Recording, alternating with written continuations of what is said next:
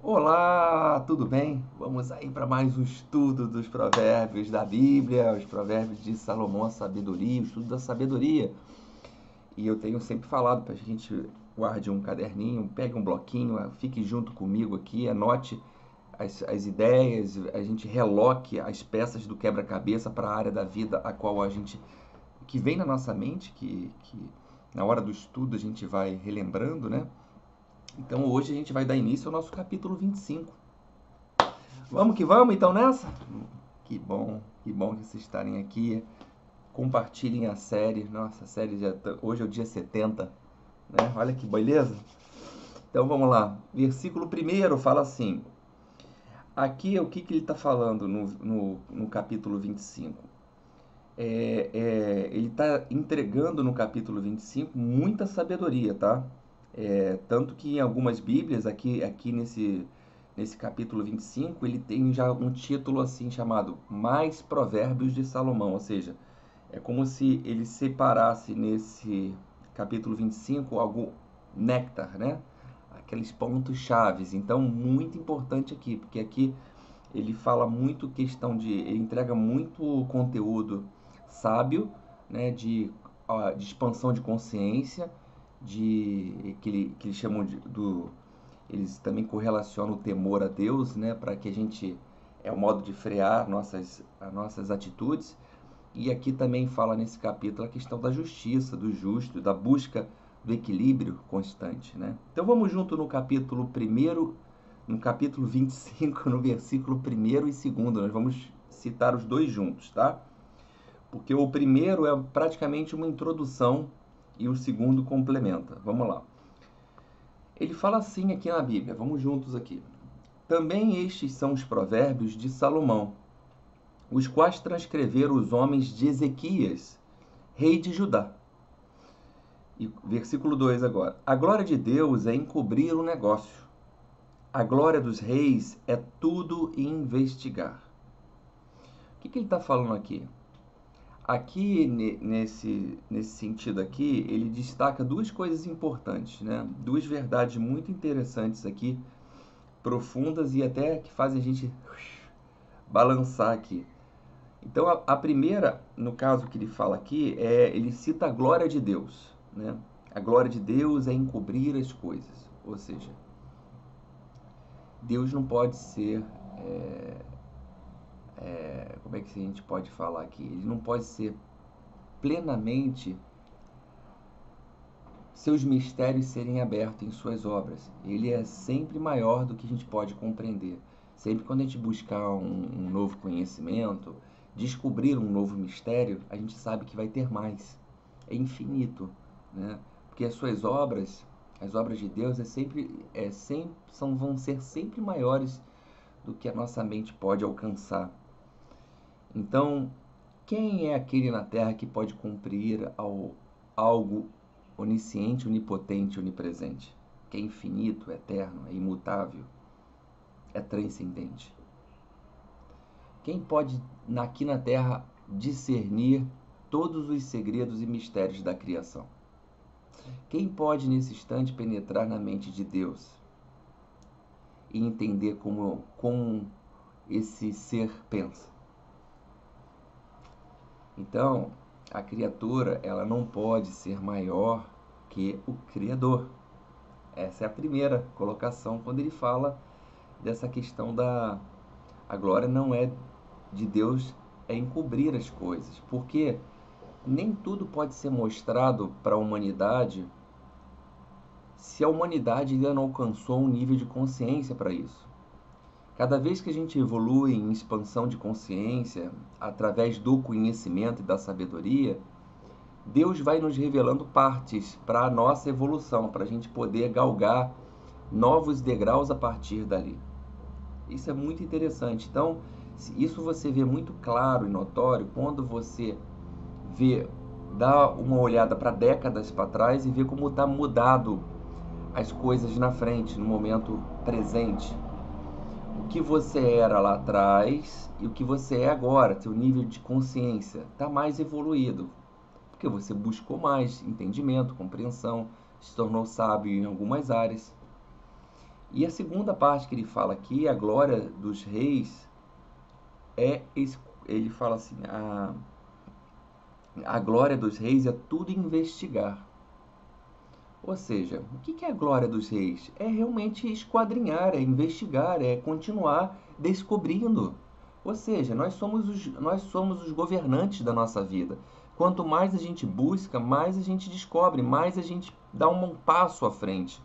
Então, a glória dos reis é realmente ir na questão científica da coisa, é buscar o porquê, é questionar. Então, não deixe realmente de questionar, de buscar, de tentar compreender a vida, de tentar compreender como são as coisas. É isso que vai fazer com que a gente realmente faça com que Deus nos abra seus mistérios, nos mostre caminhos. Então é uma grande parceria aí, mas que depende muito da criatura, que somos nós.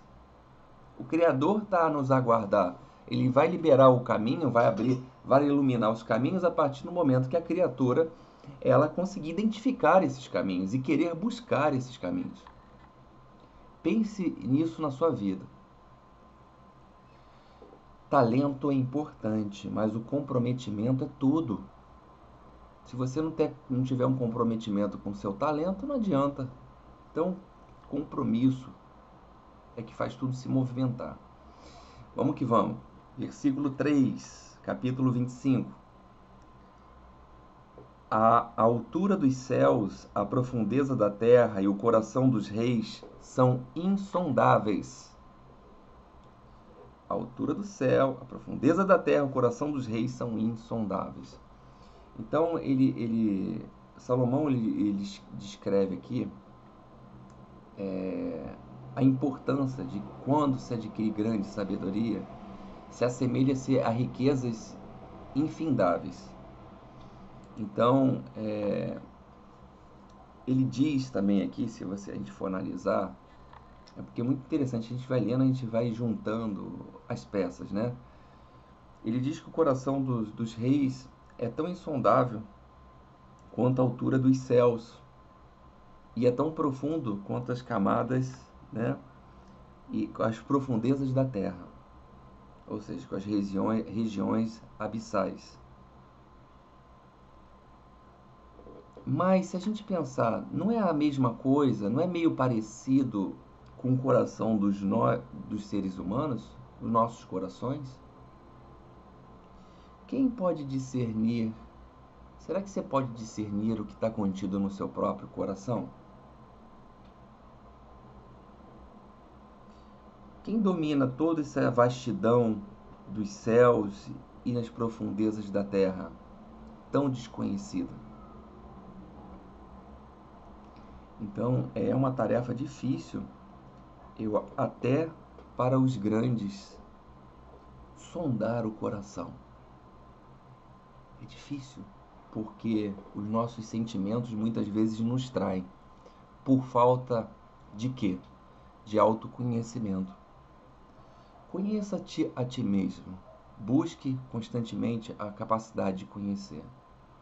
Mas tem um ser que esse sim conhece seu coração profundamente. E esse é Deus. Somente Deus sonda os corações e conhece o que é insondável. Então existe uma passagem em Salmos 139, procura aí depois, Salmo 139, 23, 24. Lá ele fala assim: sonda-me, ó Deus, e conhece o meu coração. Olha só que forte isso. Sonda-me, ó Deus, e conhece o meu coração. Prova-me e conhece as minhas inquietações. Olha que forte isso. E vê se em minha conduta algo te ofende e dirige-me pelo caminho eterno. Existe uma música de um cantor gospel, né? Que é o Fernandinho, que ele fala, né? Sonda o meu coração e vê se há em mim algum caminho mau. Guia-me por seus caminhos, sua palavra é lâmpada para os meus pés. Sim, Senhor. Então, assim, é exatamente isso.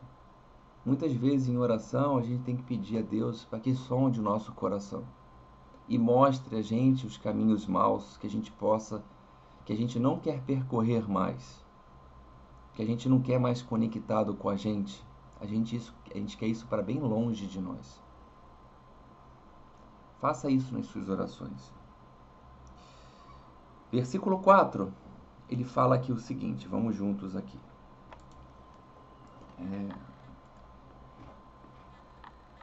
Tira da prata a escória e sairá vaso para o ourives. O que ele quer dizer daqui? Vamos comparar a prata com algo que você conseguiu, uma conquista sua. Algo que você lutou, batalhou para conseguir, vamos botar dentro do seu conhecimento.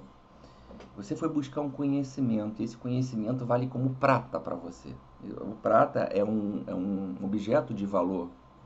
Prata, o ouro, um objeto, mas ele está citando prata. E da prata vai sair vasos para ourives. A prata vai se transformar em ouro. Pode se transformar como um vaso para ourives, né? Que interessante isso aqui. Então, assim, todo conhecimento, quando ele é lapidado, ele pode se tornar ouro. Ele pode se tornar, e sabedoria é como se fosse ouro. E é mais valioso do que ouro, como Salomão nos diz em outros provérbios que já passamos. Então, quando ele fala isso aqui, tira da prata a escória, né? Tira da prata a escória e sairá vaso para ourives, ele complementa com o seguinte: tira o ímpio da presença do rei, seu trono se firmará na justiça. Quando a gente busca um conhecimento, a gente precisa lapidá-lo. Quando a gente busca uma nova forma de ser, uma nova forma de se comportar, de falar, de pronunciar palavras, de trato, de zelo com alguma pessoa, com alguém, ou com o seu convívio social, é necessário você ir se lapidando, fazendo a sua reforma íntima diariamente, porque isso é lapidação. Isso é o preparar para levar, se tornar o vaso para o ourives. E ele complementa no 5: tira o ímpio da presença do rei e seu trono se firmará na justiça. O que ele está querendo colocar no 4 e 5? Quanto mais você procurar a sua lapidação, na busca, quando você busca conhecimento, o que acontece? Você traz o conhecimento para dentro. Eu já tenho entendimento, já é uma reforma. E você vai reformando, e seu vaso é como se fosse uma pedra, você fosse uma pedra bruta para se tornar um diamante. Isso demanda tempo? É óbvio que demanda tempo, porque você vai ter que quebrar crenças, você vai ter que lutar contra a pessoa mais insuportável desse mundo, que é você mesmo, que reluta em mudar, que reluta em ouvir o novo, que reluta em mudar padrões, que mudar hábitos. E isso é o que ele está falando aqui no 4 e no 5. É a mudança de um estado para o outro. É reforma íntima isso aqui. Porque você afasta o ímpio, afasta o que é perverso, que é o 5. Afasta isso da presença do rei, de quem governa. Você governa, sua alma governa. Através da força de Deus.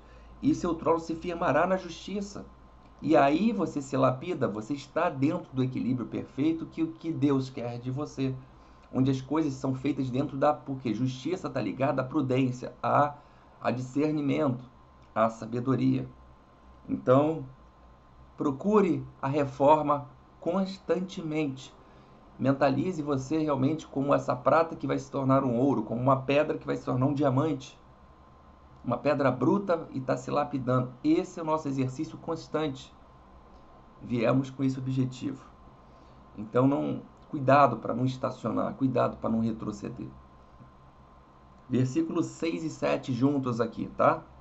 Ele fala o seguinte: não te glorieis na presença do rei, nem te ponhas no lugar dos grandes. É melhor que te digam, sobe para aqui, do que seres humilhado diante do príncipe, a quem já os teus olhos viram. Isso aqui são versículos 6 e 7, se você entender, ele está falando de soberba, ele está falando de humildade. Ou seja, a humildade ela tem seu lugar próprio, estratégico. Não te glorieis na presença, nem te ponhas no lugar dos grandes. Você para chegar, querer o lugar do grande, você batalhou para isso? Você estudou para isso? Você correu atrás? Você suou a camisa para isso? Como é que você já quer um lugar lá na frente, sendo que você ainda está engatinhando? Como é que a gente quer algo maior se a gente ainda não fez o trabalho de casa? Não preparou o terreno? Falamos disso no episódio anterior. Então, a soberba é uma tragédia. A mania de grandeza que as pessoas têm de querer algo que ainda você não está preparado para ter é uma sedução muito perigosa. Você pode se colocar, como ele diz aqui, num constrangimento muito forte. Então você tem que ter cuidado muito com o elogio que vem de externamente, das coisas que você vai se lapidando, a gente falou anteriormente, a gente se lapida, a gente vai ficando visto. A gente vai se lapidando como de pedra bruta para uma pedra mais preciosa, você começa a ser centro das atenções. Então, cuidado com os elogios, o autoelogio também é muito nocivo, porque aí está carregado de vaidade. A autopromoção é um escândalo. Fazer a propaganda própria, fazer essas coisas, isso aí não é legal, né?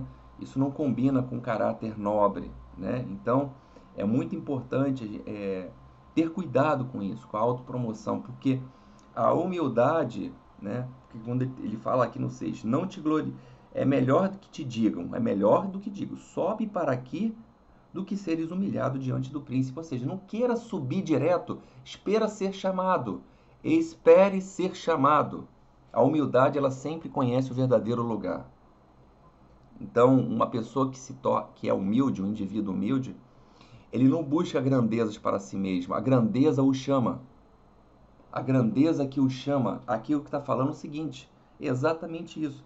Sobe, é melhor que te digo aqui, sobe para aqui, ou seja, deixa a grandeza te chamar. E é natural que isso aconteça, porque você buscou, prosperou, cresceu. Então, o que acontece? A grandeza, ela te puxa para novas provações, para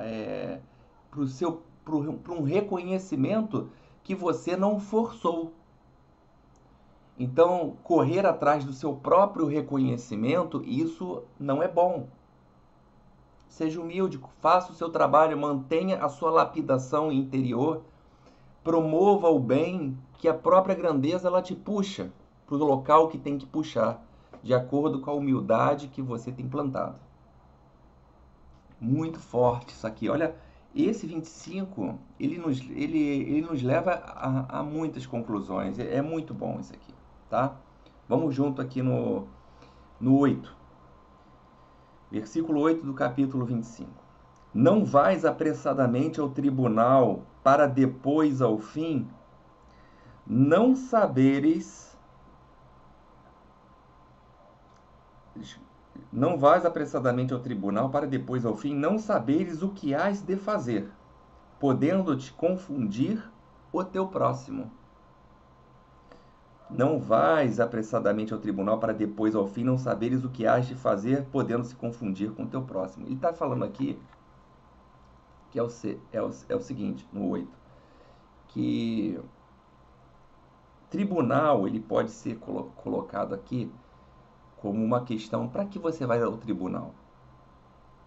Para litigar, talvez para brigar por uma causa, para brigar por uma situação judicial, não é isso? Então, não vais apressadamente litigar, não vais apressadamente brigar, para depois, ao fim, não saberes o que hás de fazer. Para depois você ficar perdido, porque motivado pela emoção da litigação, da briga, da contenda, você não saber o que fazer, podendo confundir a todo mundo que está à sua volta.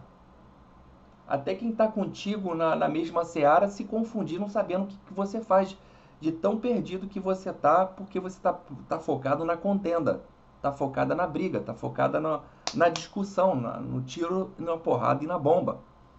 Então, brigar não compensa. Promover contenda não compensa. Não importa ali o tribunal, você vai buscar não importa o resultado de uma briga, de um litígio, porque todos vão sair perdendo numa briga. Todos estão querendo tirar o pelo do outro. Cara, então é muito melhor às vezes você perder uma briga, mas ganhar um amigo, do que você perder o amigo. perdeu o aliado. Então a palavra de Deus, a gente falou isso ontem, né? Demos 4 colocações no episódio de ontem. Quem não assistiu, assista. Deus nos ensina a vencer o mal com o bem. Simples assim. É inverter a polaridade.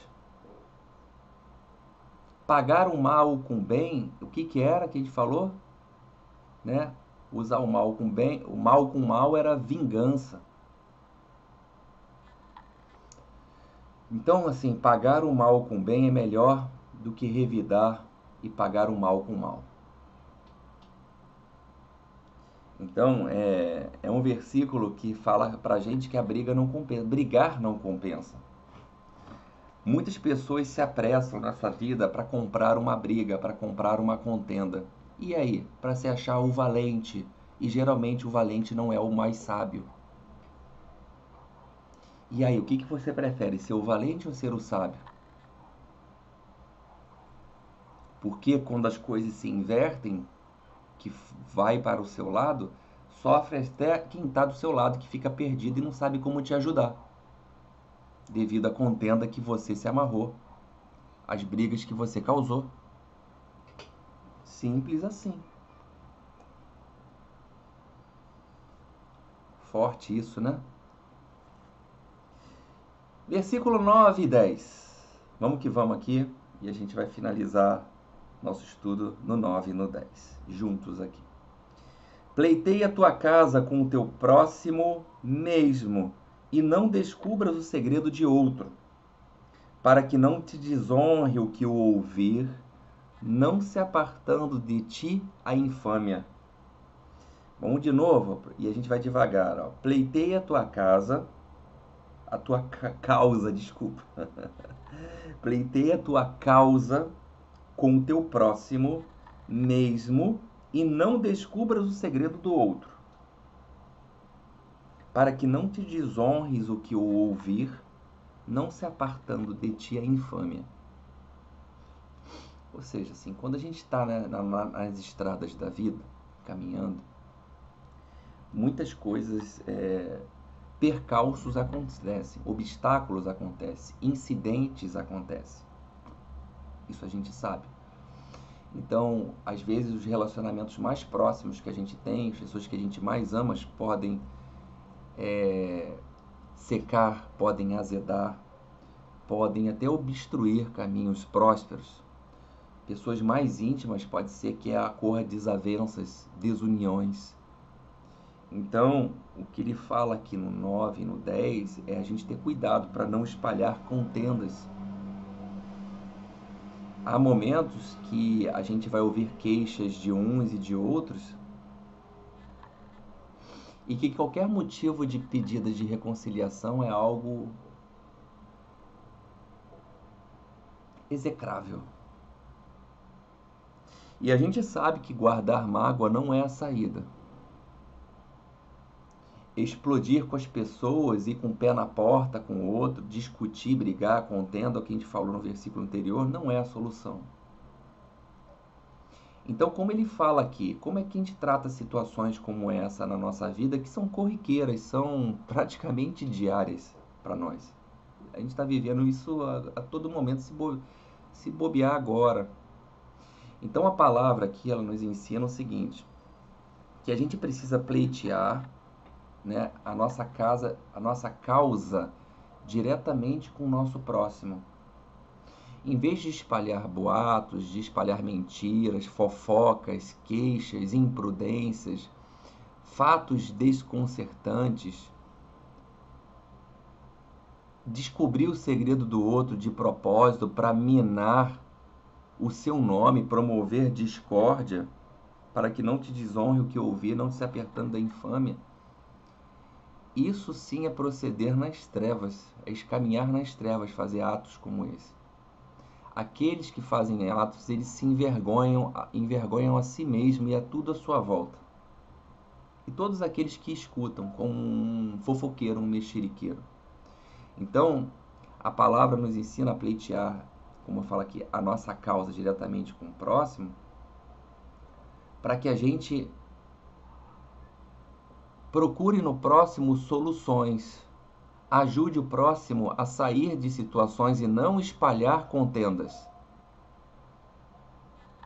Não procure os segredos do próximo para trazer a infâmia, tentar difamar o próximo, tentar destruir o outro, desonrar. Isso é muito feio, isso é muito ruim. Então, falar mal dos outros é espalhar a briga entre os irmãos. Isso não é bem visto por Deus. Não tente esmiuçar para descobrir segredo, para tirar vantagem daquilo, para chantagear o próximo ou para fazer maldade com essa situação. Não espalhe contendas, para que você não caia na armadilha. Você está fazendo uma armadilha para você mesmo ao fazer isso. Se alguma hora todos nós somos incitados, infelizmente, talvez por essa energia muito negativa em fazer atos como esse. Então, promova, pense muito no seu coração, porque muitas vezes a gente é incitado em fazer a maldade ao próximo, em levar discórdia, em levar uma situação que não seja legal para o nosso próximo. Pense nisso, não deixe isso macular o seu coração, sua alma.